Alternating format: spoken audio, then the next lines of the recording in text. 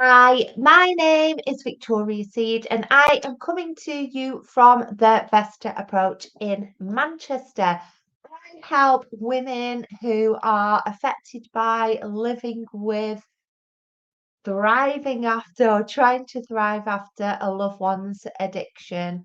The focus of my work really is to help people in their own right, really. So women to live their most happy and most peaceful lives alongside their loved one's addiction.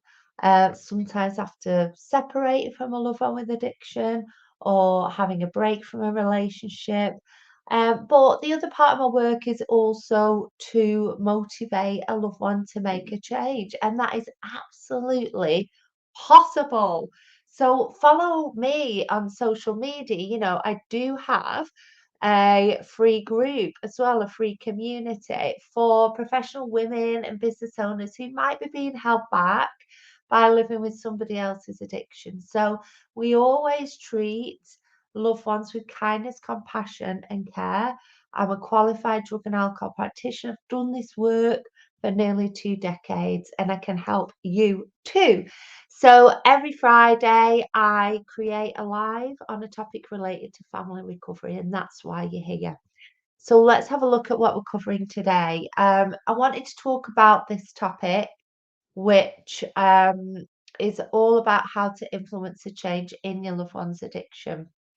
Um, and really, what I'm going to explore briefly is four key questions. So, say hello, Stan. I'll just let you say hello to Stanley for now.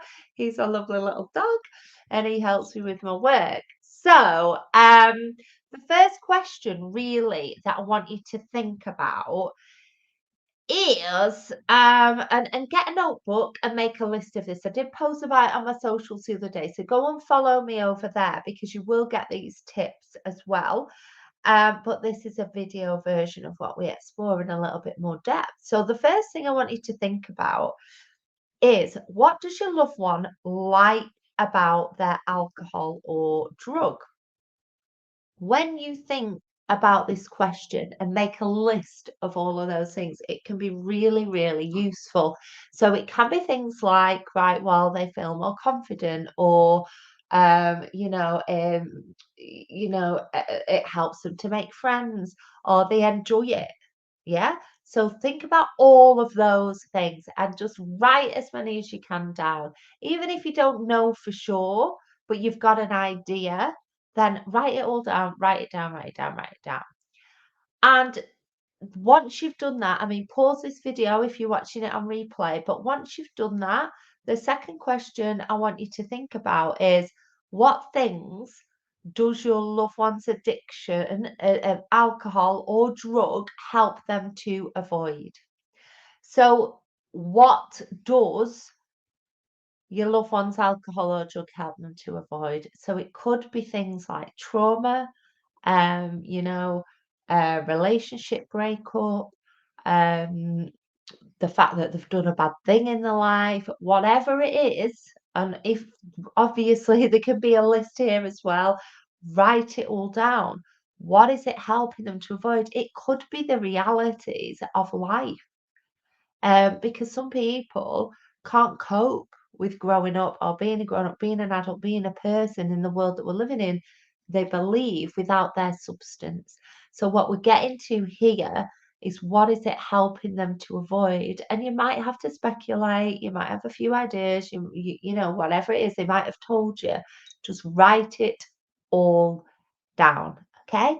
So, those two things that we've looked at there, what does your loved one like about their alcohol and drug, and what things does your loved one's alcohol or drug help them to avoid, are the benefits that your loved one is getting out of their substance. We've got to know what they like in order to do the next part, okay, and the final part of this exercise. So now we're going to look at the costs. So again, make a list of these. What problems is your loved one's drinking and drug use causing them? So what problems is your loved one's drinking and drug use causing? And so it could be that they're getting involved in criminality. They are it exacerbates violence. in them when they've had a drink or taken a drug. It could be affecting them financially, it could be affecting relationships, it could be having an impact on parenting capacity, it could be affecting work because they're unable to get up. So when you start thinking about the problems, it starts connecting to that idea we might have of who and what an addict might look like. Because when we start thinking about the problems that the substance is causing, we stop thinking about an addict or somebody that's street homeless, swigging alcohol off a bench or whatever it is if we have in our mind. Because when a substance is causing problems for an individual, then it's time to think about making a change. It might be that it's affecting people around them, like you, if you're listening to this. So write it all down. And the final and fourth question, which is the other part of our costs, is what is your loved one missing out on as a result of their drinking or drug use? So, what is your loved one missing out on as a result of the drinking or drug use? Because what we've got to do with this information is write as much down as we can. So, on this question, it could be that their partner is not allowing them to see their children. It could be that they're not coming to family functions because family has stopped inviting them because of their behaviour. It could be that they're avoiding family functions because they're too anxious to attend because of the way the alcohol's making them feel, for example. So write it all down. And then now we've got a list of the benefits. So the first two questions and a list of the costs. So the title of this is what you need to know to influence a change in your loved one's addiction. Okay. And what we're going to do with this information now is think about the way that we can tip the balance so that your loved one is going to experience more of those costs, yeah, and that we reduce the benefits.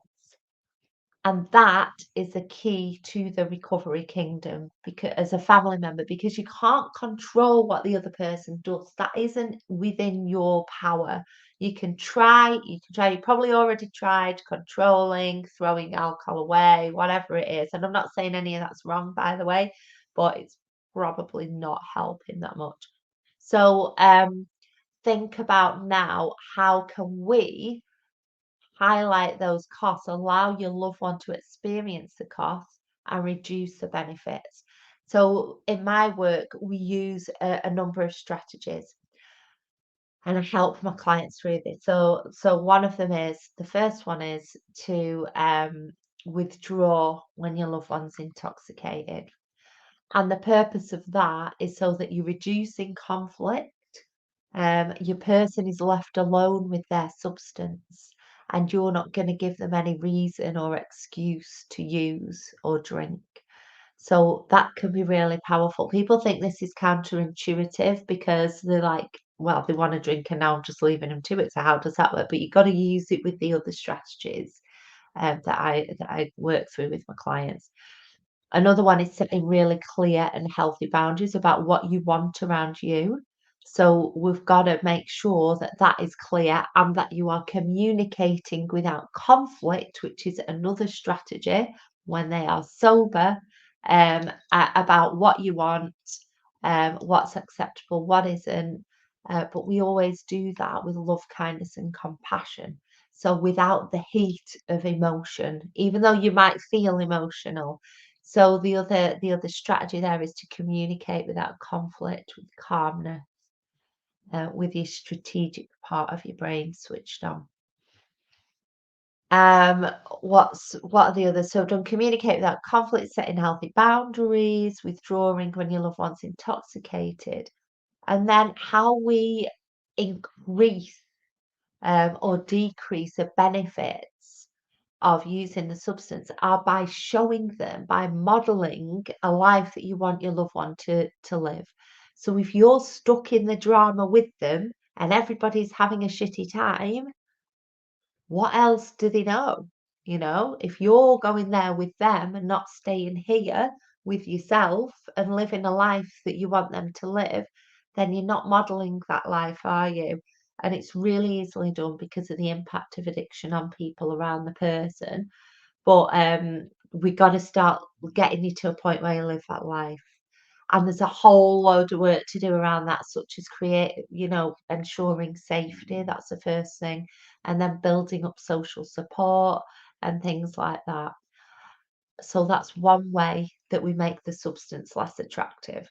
And the second way for that is to reward your loved one when they're sober. So plan nice things in that you do together when your loved one's sober. However, if they choose to use a substance, drink or whatever, you go and get on with it or leave them to it, whatever feels right at the time, without conflict. And they're alone with the substance because they don't get your time at the same time. And rewards are known, researched to work when it comes to helping people and motivating them to make a change. So you can see there as a family member, you can do those things. And the key really is to help without enabling. So enabling is allowing your loved one to experience those costs, those natural consequences of their use without you swooping in, rescuing, covering up, lying for them, calling in sick to work, whatever you've done to make it a little bit easier for them to use the substance, shall we say. We can reduce that step back from it. So when your loved one does use a substance, they experience the consequences. Because let me tell you, if we don't experience consequences, we won't change. So we're prolonging the issue. So if I eat too much food and my trousers don't fit me, that's when I start to think about my nutrition and my health.